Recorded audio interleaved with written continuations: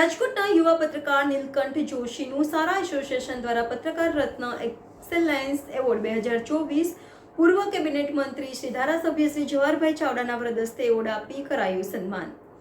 રાજકોટ ખાતે 25/7/2024ના રોજ સારા એસોસિએશન દ્વારા રાજકોટના નીલકંઠ જોશીને પત્રકારિત્વમાં શ્રેષ્ઠ કામગીરી બદલ પત્રકાર રત્ન એક્સેલન્સ એવોર્ડ 2024 પૂર્વ કેબિનેટ મંત્રી શ્રી ધારાસભ્ય જવાહરભાઈ ચાવડાના વરદ હસ્તે આપી સન્માનિત કરવામાં આવ્યા હતા.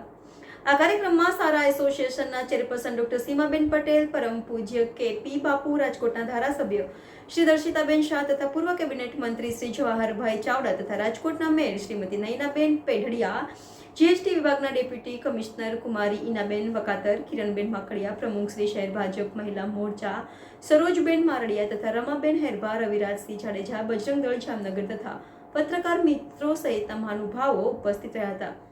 NN news Rajkot. દર્શક મિત્રો, તમારી આસપાસ બની રહેલી અવનવી ઘટનાઓ વિશે જાણવા માટે NN ન્યૂઝને લાઇક કરો, શેર કરો, સબસ્ક્રાઇબ કરો અને બેલ આઇકન પ્રેસ કરો, જેથી આપને નોટિફિકેશન્સ મળતી રહે.